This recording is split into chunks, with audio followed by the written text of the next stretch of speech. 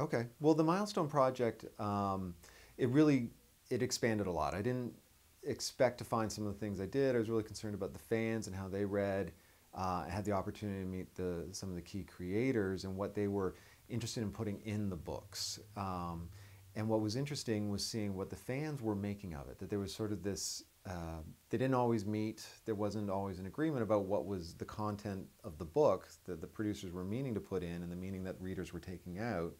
Um, and in regards to masculinity, I was pleasantly surprised to find out that most of the fans enjoyed the Milestone books regardless of race.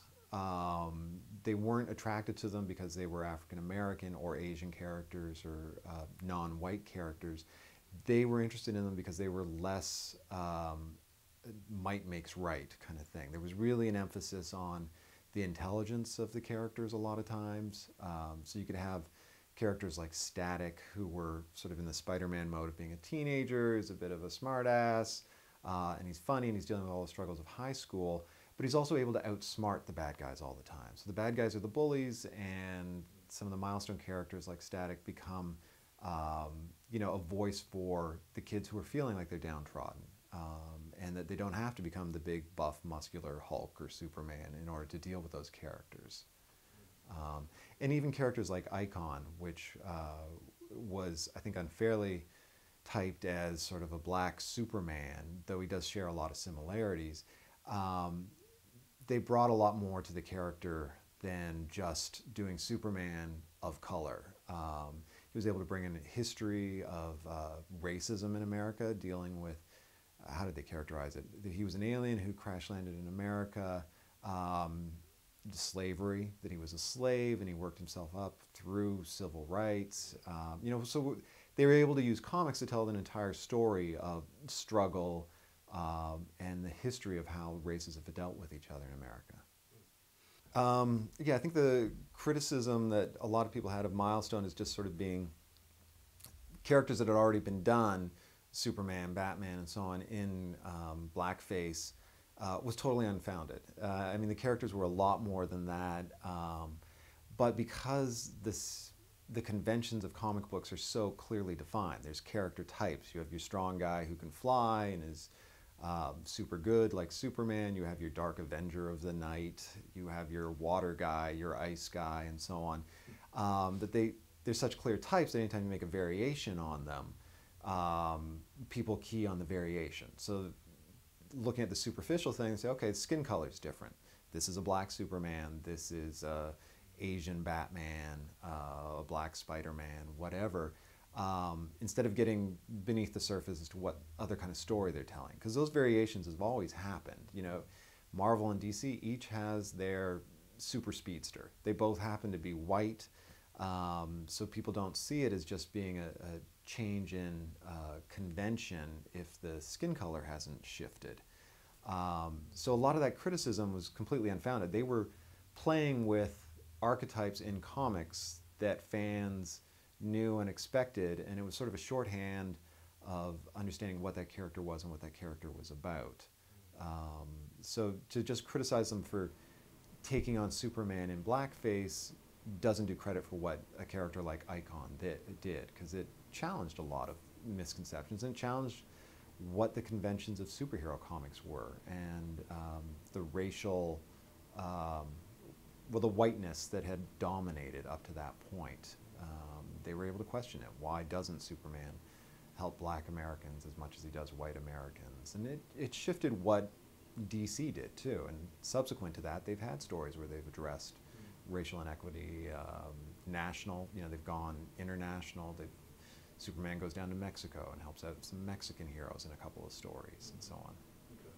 I think, Milestone approached it in a broader perspective, in that they showed the complexity of different ethnicities. It wasn't just, here's this guy, he's from the hood and he's got these powers and speaks in this gangster speak, but they could have characters who were Republican and who were Democrat, were gay, were straight, were rich or poor, regardless of skin color. So they showed a diversity within ethnic groups that I think most of popular culture doesn't tend to do. We very rarely see the wealthy, conservative African American family.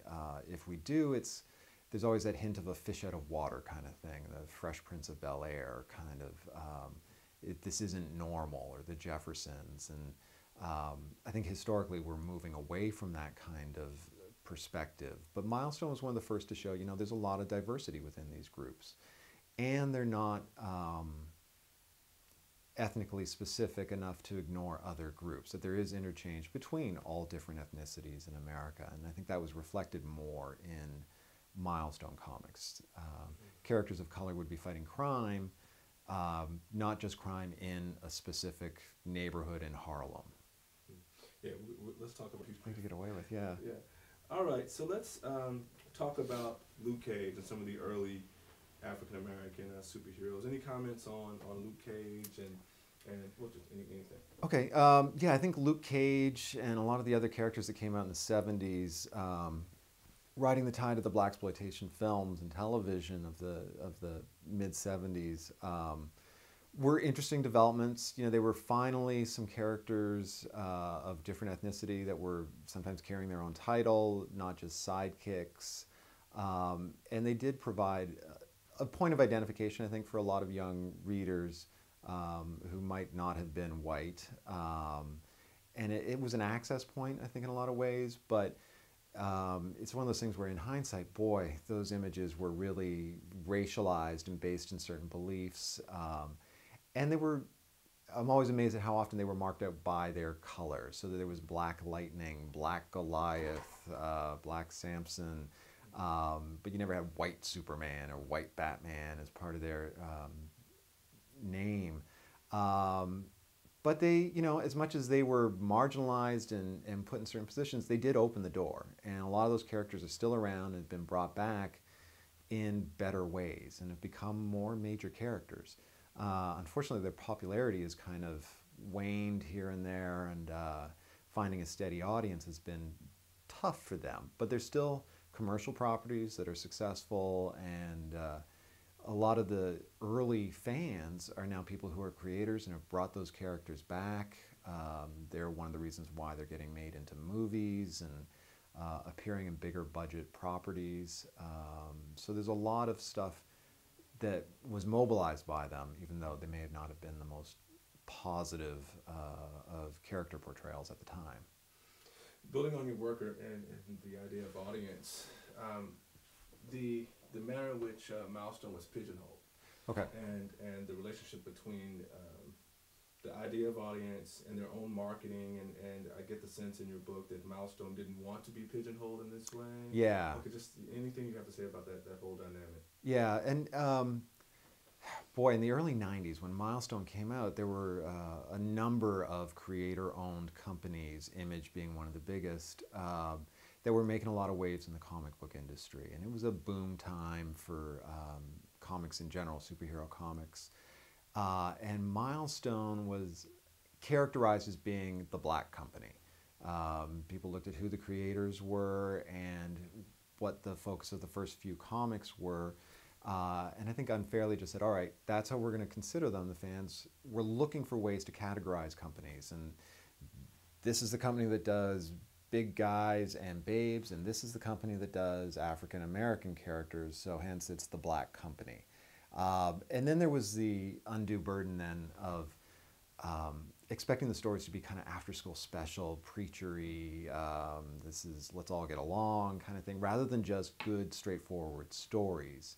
And I think the Milestone creators, it was never their intention to be just an African American comic line.